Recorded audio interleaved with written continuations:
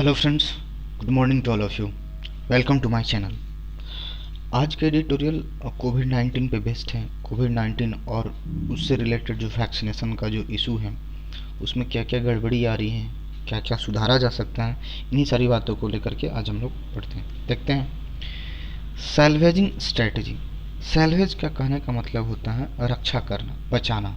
Strategy यानी हमारे सरकार को कुछ ऐसी स्ट्रेटजी अपनानी चाहिए जिसके वजह से हम लोगों का ये जो सेकेंड वेव, चाहे जो भी एक बहुत बड़ा खतरा बना हुआ है, उसके वजह से रक्षा हो सके, थोड़ा बहुत ज़्यादा बचाव हो सके। On scaling up Covid 19 vaccination. Scale up कहने का मतलब होता है बढ़ाना, कोई भी चीज़ की एक रफ्तार को बढ़ाना, ठीक है, उसको बोलते हैं स्केल अप। तो on scaling up Covid 19 vaccination यानी कोविड 19 का जो वैक्सीनेशन का जो प्रोग्राम चल रहा है उसको बढ़ाने के तौर पे कुछ ऐसा स्ट्रेटजी अपनाना चाहिए जिसके वजह से ये जो पूरी तरह से महामारी का रूप दिन प्रतिदिन लेते जा रहा है उससे हम क्या कर सके, रक्षा कर सके, उससे कुछ बच सके। सैल्वेज का मतलब होता है रक्षा करना, बचना। आगे बोला है कि rational safety measures and skilled vaccination can rain in Covid 19। कह रहा है कि ये जो रैशनल, इसका मतलब रैशनल का मतलब होता है लॉजिकल, ठीक है। एक लॉजिकल सेफ्टी मेजर अपनाना चाहिए और क्या होना चाहिए, स्केल अप वैक्सीनेशन। और ये जो वैक्सीनेशन का प्रोग्राम है उसको क्या तेज़ी लाना चाहिए, उसमें बढ़ोतरी करनी चाहिए। और यही जब होगा, ये जब दोनों काम होगा कि कोई एक सेफ्टी मेजर अपनाया जाएगा, एक लॉजिकल सेफ्टी मेजर, और उसके साथ साथ वैक्सीनेशन के रेट को काफ़ी फास्ट किया जाएगा, तो ये क्या कर सकता है, रेनिन। रेनिन कहने का मतलब होता है कंट्रोल करना, ठीक है। कोविड 19 अगर हम ये दोनों तरीका अपनाते हैं, अच्छा एक सेफ्टी मेजर अपनाते हैं, एक लॉजिकल सेफ्टी मेजर अपनाते हैं, और उसके साथ साथ वैक्सीनेशन की प्रक्रिया को भी फास्ट करते हैं, तो इससे क्या हो सकता है, कोविड 19 को कंट्रोल किया जा सकता है, उससे हम लोग थोड़ा कंट्रोल कर सकते हैं। प्लीज़ मेरे इस चैनल को सब्सक्राइब कीजिए। आगे मूव करते हैं।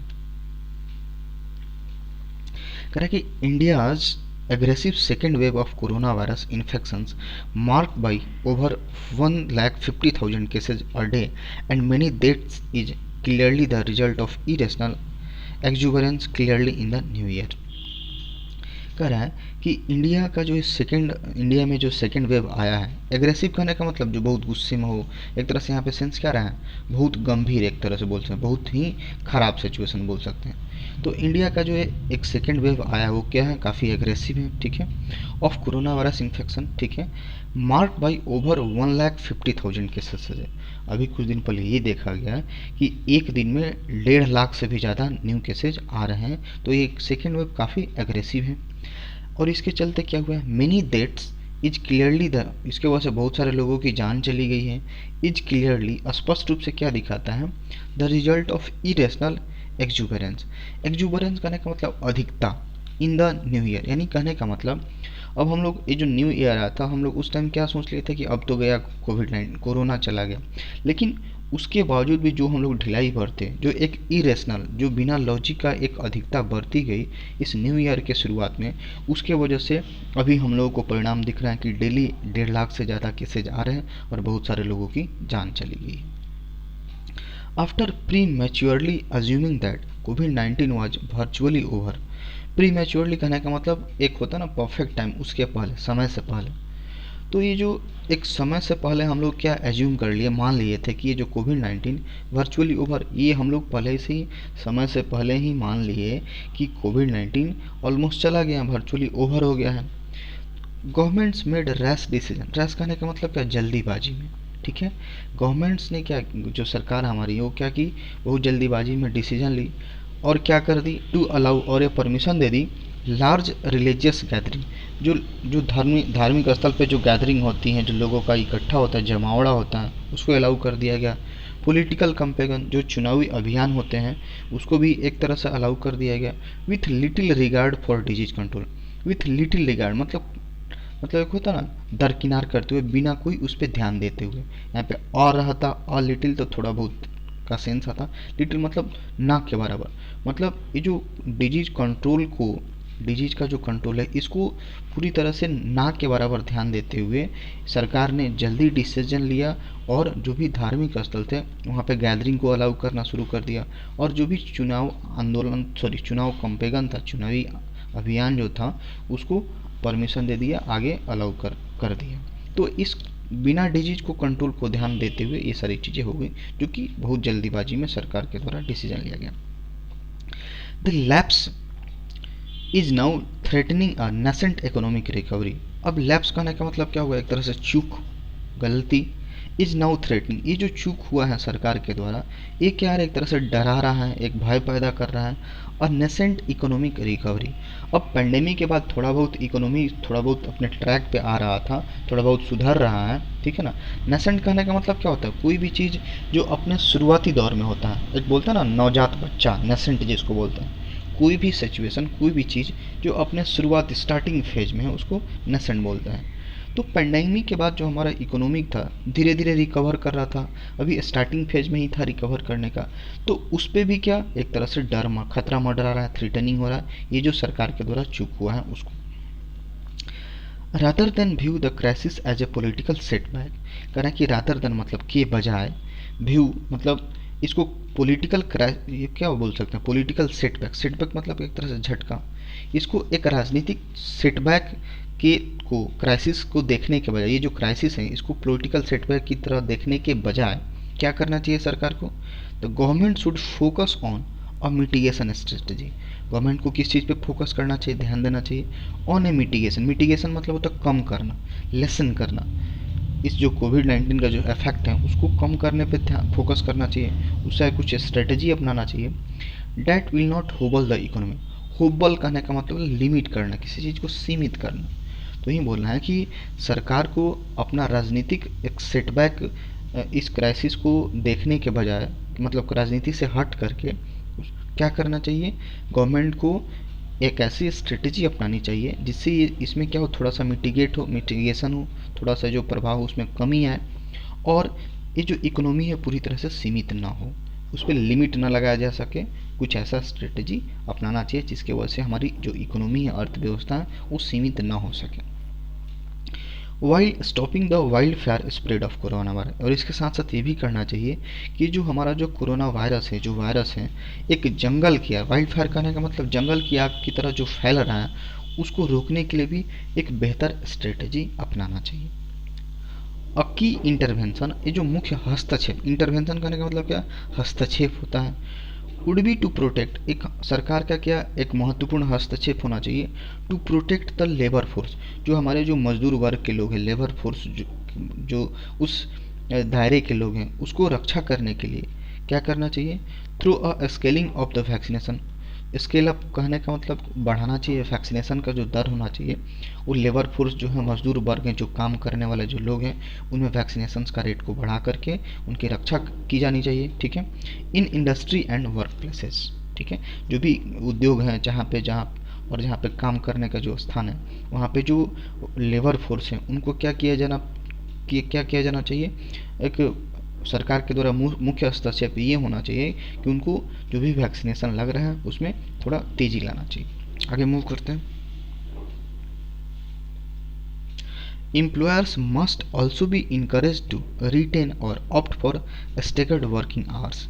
एम्प्लॉयर जो रोजगार देने वाले होते हैं उसको एम्प्लॉयर बोला जाता है, लाइक जैसे फैक्ट्री के कोई मालिक हो गया, तो एम्प्लॉयर जो है मस्ट ऑल्सो बी इनकरेज, उनको ये भी क्या करना चाहिए, इनकरेज करना चाहिए, टू रिटेन बरकरार रखे, और ऑप्ट उसका चुनाव करे, फॉर स्टेगर्ड वर्किंग। स्टेगर्ड कहने का मतलब होता है कोई भी किसी फैक्ट्री में मान लेते हैं कि मॉर्निंग से सीधे इवनिंग तक काम होता है, तो उसको एक शिफ्ट वाइड बांट दिया जाए, काम को डिवाइड कर दिया जाए कि 8 बजे 100 लोग आएंगे, फिर 10 बजे कुछ 50 लोग आएंगे, फिर अगले 12 बजे 50 लोग आएंगे। तो इस तरह का जो एक अरेंजमेंट होता है इसको हम लोग क्या बोलते हैं, स्टेगर्ड वर्किंग आवर। तो जो एम्प्लॉयर हैं उनको ये इनकरेज करना चाहिए कि वो इस सिस्टम को बरकरार रखें, और इस ऐसा सिस्टम नहीं लाया है तो इस स्टेगर्ड वर्किंग आवर का ऑप्ट करें, उसको चुनें। And work from home protocols, और हो सके तो घर पे बैठ कर के अगर काम किया जा सके तो उसको भी क्या करना चाहिए, बढ़ावा देना चाहिए, उसको भी चुनना चाहिए। द नेशनल वैक्सीनेशन स्ट्रेटजी, ये जो राष्ट्रीय स्तर पे जो वैक्सीनेशन की जो टीकाकरण का जो स्ट्रेटजी चल रहा है, how ever remains inscrutable. Inscrutable कहने का मतलब एक बोल सकते हैं समझदारी, एक बोल सकते हैं क्या जो कि इसको बोला जा सकता है। हाँ, तो बोल रहा है कि ये जो वैक्सीनेशन जो स्ट्रेटेजी हाउ एवर रिमेन्स इनएस्क्रूटेबल। इनएस्क्रूटेबल कहने का मतलब होता है वैसा चीज़ जो समझ में जल्दी ना आए, ऑब्सक्योर हो, वैग हो, ठीक है, तो जल्दी समझ में ना आए। तो ये जो नेशनल वैक्सीनेशन का जो स्ट्रेटेजी है अभी भी क्या है, एक समझ के परे है, ठीक है, एंड नॉन ट्रांसपेरेंट, और उसमें क्या है, पारदर्शिता बिल्कुल भी नहीं है। Since more vaccine including WHO approved ones, ठीक है, जब से ये वैक्सीन आया है और इसके साथ साथ जो WHO भी जो जिसको अप्रूव्ड किया है, remain unavailable to Indians for unspecified reason. और हमारे पास कुछ वैक्सीन आ गई हैं और उसमें भी जो WHO प्रूफ कर चुका है जिस वैक्सीन को, वो अभी भी क्या है, हमारे इंडियंस के लिए अनअवेलेबल है, अभी भी वो बरकरार मौजूद नहीं हो पा रहा है, मिल नहीं पा रहा है फॉर अनस्पेसिफाइड रीजन। इसका जो कारण है वो भी क्या है, अनक्लियर है। तो ये जो हमारा नेशनल जो वैक्सीनेशन स्ट्रेटेजी है अभी भी क्या है, समझ के बाहर है और बिल्कुल ना क्या है, अपारदर्शी है, इसमें पारदर्शिता बिल्कुल भी नहीं है, ठीक है।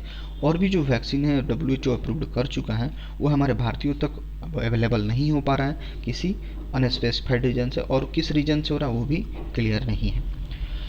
allowing all proven vaccine to be offered in cities with suitable cold chain capacity। अब बोला है कि allowing मतलब परमिशन देना, all proven जो कि जिस पे प्रूव हो चुका है, जिस पे जांच हो चुकी है वैक्सीन पे, टू बी ऑफर्ड जिसका ऑफर्ड किया जाना है, जिसको दिया जाना है महानगरों में, शहरों में, with suitable cold chain capacity, और एक ऐसा कैपेसिटी होना चाहिए, एक ऐसा सक्षम होना चाहिए जिसकी वजह से इन सारी जो वैक्सीन को एक स्टोर किया जा सके, एक लो टेम्परेचर पे स्टोर किया जा सके, तो उसकी कैपेसिटी का एक सक्षम होना चाहिए at price comparable to European और US एक्विजिशन।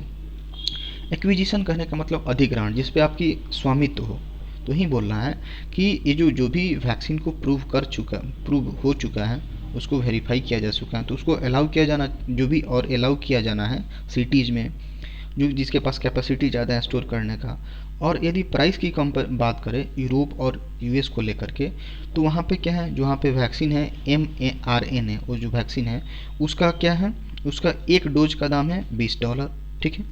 तो would be as much a decision on the economy as on public. तो इसका जो इफेक्ट इकोनॉमी पे पड़ेगा उतना ही इफेक्ट क्या होगा, पब्लिक हेल्थ पे पड़ेगा, यानी हमारा ओवरऑल एक रेट पे भी फर्क आएगा।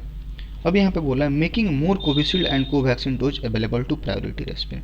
अभी हम यहाँ से फिर से इसको देख लेते हैं कि जो भी वैक्सीन है, ठीक है, जो एक टेस्टिफाइड हो चुका है, जो कि महानगरों में दिया जाना है, तो उसका एक प्रॉपर एक कैपेसिटी होना चाहिए। अगर हम कंपेयर करें रेट की, तो यूरोप में और US में क्या है, इसका एक डोज का कीमत कितना है, $20 के आसपास है। तो ये क्या करेगा, जब इतनी सारी चीज़ें करेंगे, इन सारी चीज़ों पे ध्यान देंगे, तो क्या होगा, इकोनॉमी के लिए डिसीजन के लिए भी अच्छा होगा और उसके साथ साथ पब्लिक हेल्थ के लिए भी बेहतर होगा। और making more Covishield and Covaxin dose available to priority list में। प्रायोरिटी मतलब प्राथमिकता देना, रेसिपिएंट जो प्राप्त करने वाले लोग हैं, अगर हम इसको प्रायोरिटी देंगे कोविशील्ड और कोवैक्सीन को लेकर के, जो प्राप्त करने वाला उसको प्राथमिकता देंगे जिसको लेना चाहिए, तो ये सारी चीज़ों से क्या होगा, इकोनॉमी भी सुधरेगी और पब्लिक हेल्थ भी सुधरेगा। आगे मूव करते हैं। कह रहा कि this cannot of course be a silver bullet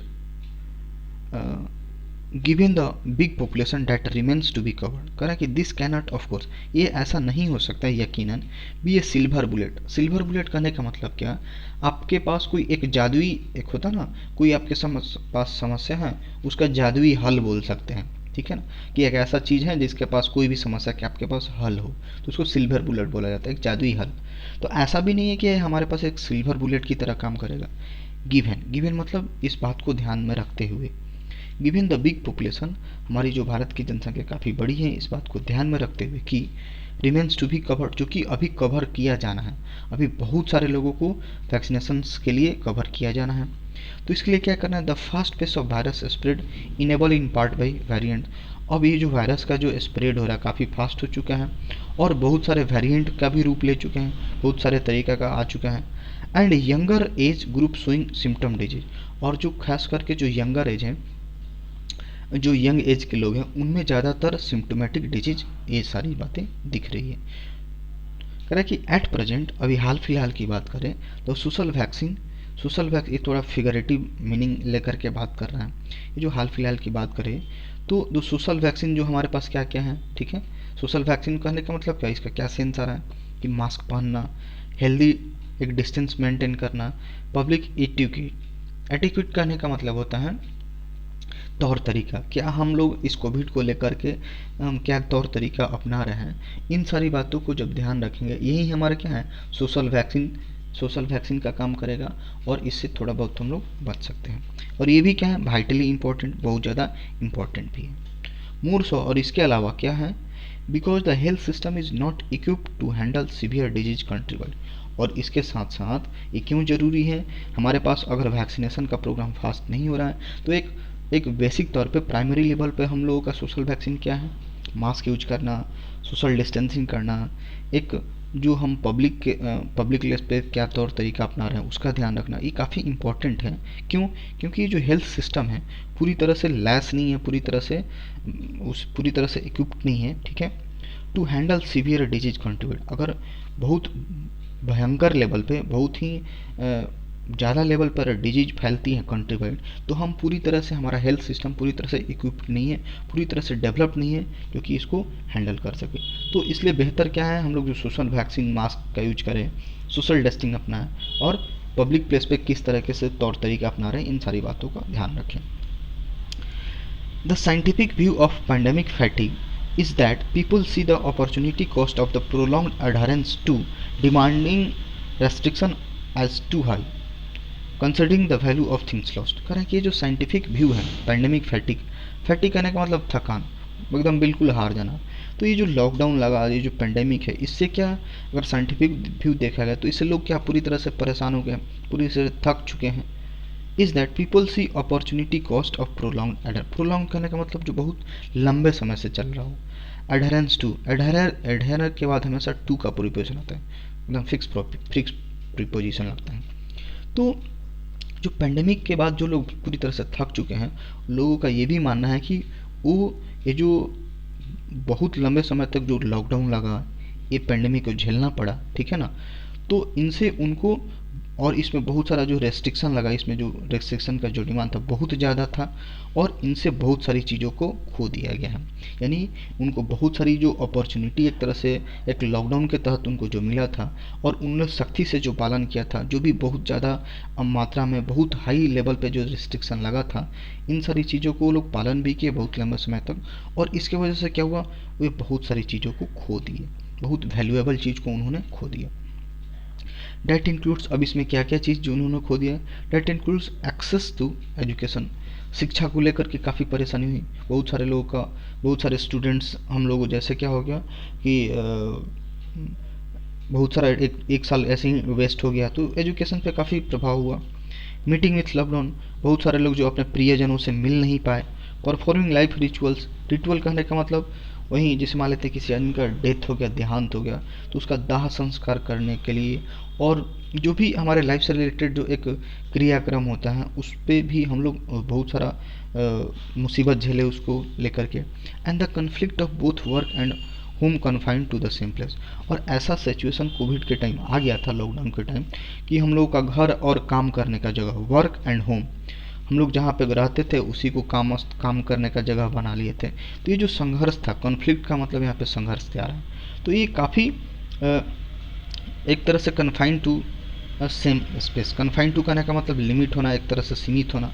तो ये जो हम जो संघर्ष झेले हैं इस पूरे पेंडेमिक के टाइम, इसमें बहुत सारा रेस्ट्रिक्शन भी लगा, ठीक है, और इसके वजह से बहुत सारा हम लोग चीज़ खोद भी दी है, एजुकेशन को खो दिए, हम अपने प्रियजनों से मिल नहीं पाए, जो भी रिचुअल हुआ था उसको हम लोग सही से परफॉर्म नहीं कर पाए, और इतना ज़्यादा सिचुएशंस बिगड़ गया था कि हम लोग घर पे ही रह कर के काम कर रहे थे, उसी में हम लोग एक सेम स्पेस में ही सीमित होकर रह गए थे।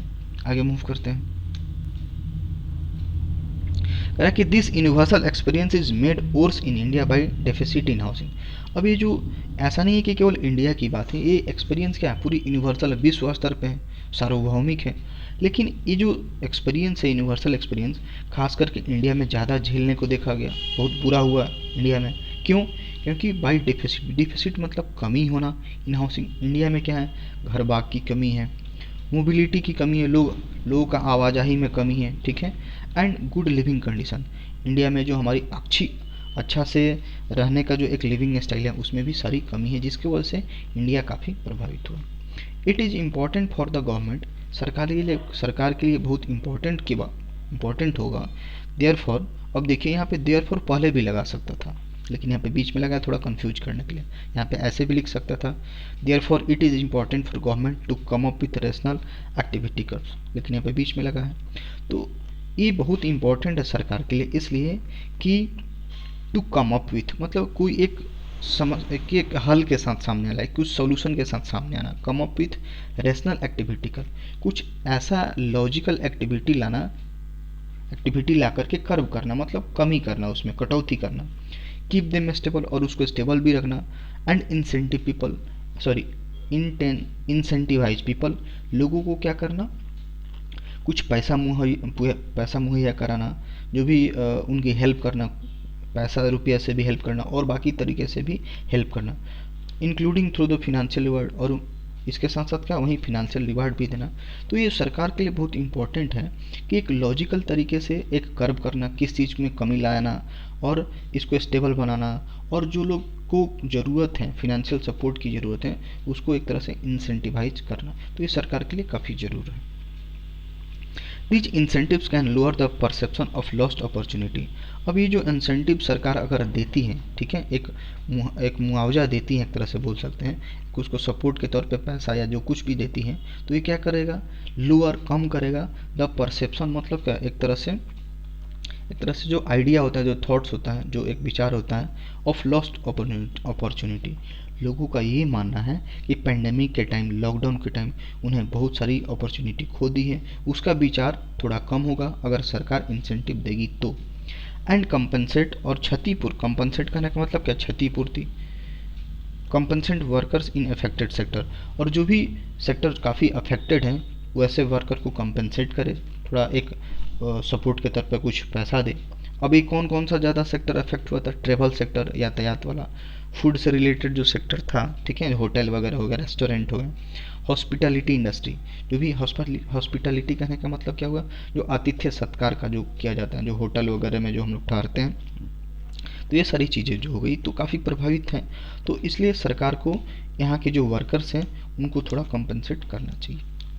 This road map can reviewed when vaccine become widely available and case decline. ये जो रोड मैप है, एक तरह से ब्लूप्रिंट है, वो क्या होगा, कैन बी रिव्यू, उसको दोबारा से देखा जा सकता है जब वैक्सीन क्या हो, पूरी तरह से अवेलेबल हो जाए सबको, और केस दिन प्रतिदिन घटने लगे, डिक्लाइन होने लगे, तब हमारा जो रोड मैप है उसको क्या कर सकते हैं, दोबारा से देख सकते हैं।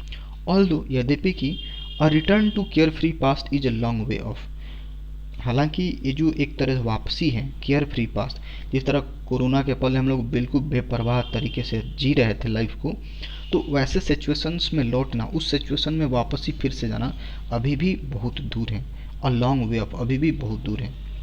Political communication on the state on the pandemic lacked a clear sense of purpose during festival and poll campaign. Political communication, ये जो चुनावी एक तरह से बोल सकते हैं कि राजनीतिक वार्तालाप जो है, ठीक है, on the state of pandemic, यानी पेंडेमिक का क्या स्टेट है, पेंडेमिक की क्या अभी अवस्था है, उस पर जो एक राजनीतिक एक तरह से वार्तालाप होना चाहिए, उसकी क्या रही, कमी हुई। मतलब हमारे जो टॉप लीडर्स हैं जो राजनीति पे हैं, उनको एक तरह से पेंडेमिक का क्या अभी सिचुएशन है उन लोगों के सामने अगर प्रस्तुत करते तो वो अच्छा होता, लेकिन ये क्या, उसमें कमी आई। A clear sense of purpose during festival के टाइम भी, और पोल कैंपेन, जो चुनावी अभियान चल रहा था उसमें जो एक पॉलिटिकल कम्युनिकेशन का गैप देखने को मिला, जिसकी वजह से ये सारी चीज़ें बिगड़ी। Now the covid strategy can avert कहने का मतलब टाल देना। अगर हम लोग कोविड-19 को लेकर के कुछ बेहतर स्ट्रेटजी अपनाते हैं तो ये क्या कर सकता है, टाल सकता है। कॉस्टली, पार्शियल और फुली लॉकडाउन, मतलब कॉस्टली मतलब जो इसमें हम लोग बहुत चीज़, जो लॉकडाउन के टाइम बहुत ही अपना कीमती चीज़ हम लोग खो दिए, एक तरह से बहुत ही कीमत एक तरह से चुकाना पड़ा। तो यदि पार्शियल लॉकडाउन, आंशिक रूप से लॉकडाउन लगता है या फुल लॉकडाउन लगता है, और उसके वजह से हम लोग जो कीमत चुकानी पड़ी उसको क्या किया जा सकता है, एवर्ट किया जा सकता है, रोका जा सकता है, उसको टाला जा सकता है एक नया स्ट्रेटजी के तहत। वनली विथ, अब ये सारी चीज़ें कब पॉसिबल है, वनली विथ पब्लिक कोऑपरेशन, अगर जनता भी इसके साथ एक तरह से कोऑपरेट करे, एक तरह से सहयोग करे, तब जाकर के ये जो स्ट्रेटेजी नया आएगा उसमें जो हमारी कीमतें देनी पड़ती, बहुत सारी चुनौतियों का सामना करना पड़ा था, उसको टाला जा सकता है। And that calls for building credibility and trust and call for, और ये जो क्या डिमांड करता है, ये जो स्ट्रेटेजी क्या डिमांड करता है, क्या मांग करता है, बिल्डिंग क्रेडिबिलिटी, कि जनता का सरकार के प्रति जो एक विश्वसनीयता है और जो एक विश्वास है, दोनों बरकरार रहे, जिसकी वजह से ये क्या हो सके, नया स्ट्रेटेजीज डेवलप हो और लॉकडाउन का एक टाइम जो हम लोग बहुत ही मुश्किल दौर देखे थे उसको टाला जा सके। Alright, that's all for today, thanks for watching this video.